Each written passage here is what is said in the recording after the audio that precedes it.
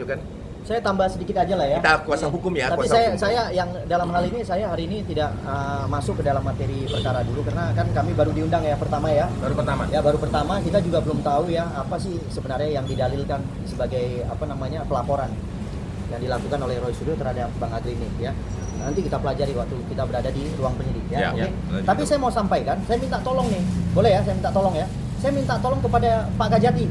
Pak Kajati, ini kan berkas sudah nyampe ya kalau nggak salah ya. Mungkin udah dikirim ya dari Polda Metro Jaya ke sana. Tolonglah Pak Kajati, ini segera pelajari, tunjuk jaksa analisa untuk mempelajari berkas perkara segera. Kemudian tentukan sikap, apakah sudah bisa dinyatakan lengkap atau ada petunjuk sedikit atau ada BA koordinasi. Tolonglah ya, diberikan kepastian hukum yang benar lah ya Pak Kejati. Saya minta ya kan kepada jaksa-jaksa yang nanti ditunjuk oleh Pak Kejati, tolonglah segera ya kan, walaupun harus baca berkas yang malam ya tolonglah dibantulah ya, karena kita butuh kepastian hukum nih ya, kita butuh kepastian hukum. Pelapor kemudian Pak Jokowi juga butuh kepastian hukum, janganlah digantung-gantung gitu ya, nggak enak yang namanya digantung, kurang enak, tidak enak ya. Jadi saya minta kepada jaksa yang menangani berkas perkara Roy Suryo CS, saya minta tolong kerja siang malam untuk meneliti berkas perkara, dan apabila dinyatakan lengkap segera sampaikan kepada Polda Metro Jaya bahwa berkas perkara telah dinyatakan lengkap. Seperti itu, agar tersangka dan barang bukti bisa segera di tahap 2. Terima kasih. Itu dari saya. Apa pertanyaan ya? Memang isu P21 ini kan lagi ramai di minggu-minggu ini juga, Pak. Seperti apa mungkin? Apakah seberapa besar kemungkinan juga nanti akan langsung P21 kita lihat. Jadi gini, kan bukan suka-suka kita. P21 itu bukan suka-suka kita, suka-sukanya jaksa.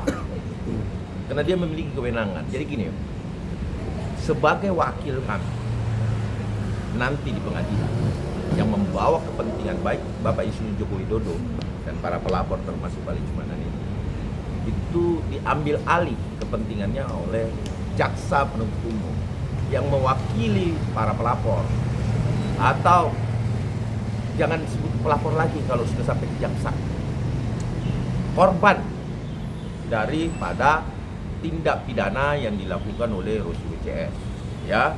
Jadi para korban diwakili. Jadi nanti jaksa meneliti dulu, melihat dulu formnya kapan. Tapi saya sepakat sih status tersangka agak lama nggak apa-apa sih ya. Tetapi kalau teman-teman mendesak bahwa kemudian Peradi Bersatu juga dan Pak Insinyur Joko Widodo itu untuk segera P21, saya rasa itu hal wajar ya. Untuk bertanya, bahkan kami menyurat, itu hal biasa. Namun kalau saya sih nggak apa-apa sih, statusnya tersangka kan, dicekal kan, nggak bisa kemana-mana kan, nggak apa-apa, tersangka aja dulu sampai berapa lama gitu kan, nggak apa-apa. Saat ini saya nggak mau desak-desak lagi deh, ya kan. Nanti mungkin kalau sudah P21 baru aku desak sidangnya gitu loh. Nah, apa yang lu bawa? Nah, ini yang kita lagi tunggu, bahwa kalau memang sudah segera diputuskan, ya tentunya kita menunggu. Semua masyarakat Indonesia yang mencintai Bapak Insinyur Joko Widodo tentunya menantikan hal ini. Kenapa? Karena ruang sidang inilah adalah satu instrumen yang memang akan mengembalikan nama baik beliau serta merehabilitasi kembali kan. Nah, kalau Mas Roy kan nggak perlu direhabilitasi dia, ya. Nah, seperti itu, ya. Jadi biarkan kami dulu ke dalam. Kalau untuk kasus yang satu ini kan laporan ya, tumpang tindih. Satu lagi tambahan. Tambahan. Apabila ya, mohon maaf nih ya, apabila nanti dari penyidik kejaksaan menyampaikan yang namanya BA koordinasi, saya minta kepada penyidik untuk segera lengkapin. Kalau yang berbentuk BA koordinasi, ya, berbentuk BA koordinasi, tolong segera dikejar kelengkapannya, karena itu udah namanya petunjuk ringan biasanya, ya. Jadi saya minta penyidik Polda juga jangan malas-malesan ya, saya minta untuk tetap on the track. Oke, terima kasih dari saya. Oke, ya. Boleh Dijelasin terkait agenda hari ini bersama Bang Lecu. Agenda hari ini panggilan pemeriksaan laporan terhadap YouTuber Nusantara ada 8 ya. Ini pemeriksaan lanjutan. Saat ini yang kena giliran adalah Mas Agri Fanani, Ketua Umum YouTuber Nusantara, ada samping saya.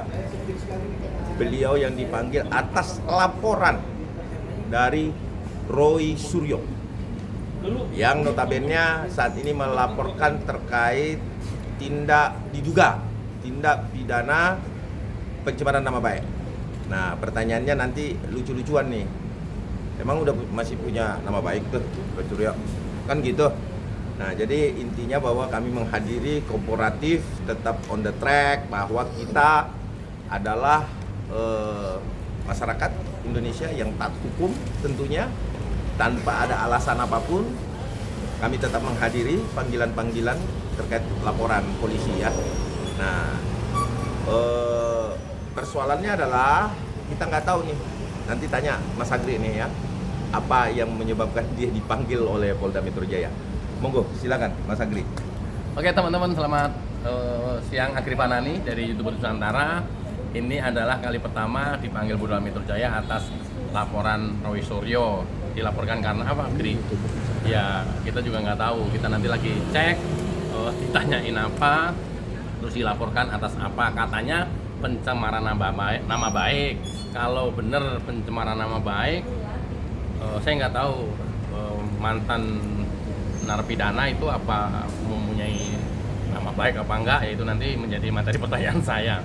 Tapi saya senang karena memang kalau kemarin itu ada dugaan laporan Roy Suryo itu tidak diproses, mandek dan lain-lain, presiden buruk terhadap penyidikan, hari ini tidak ada lagi.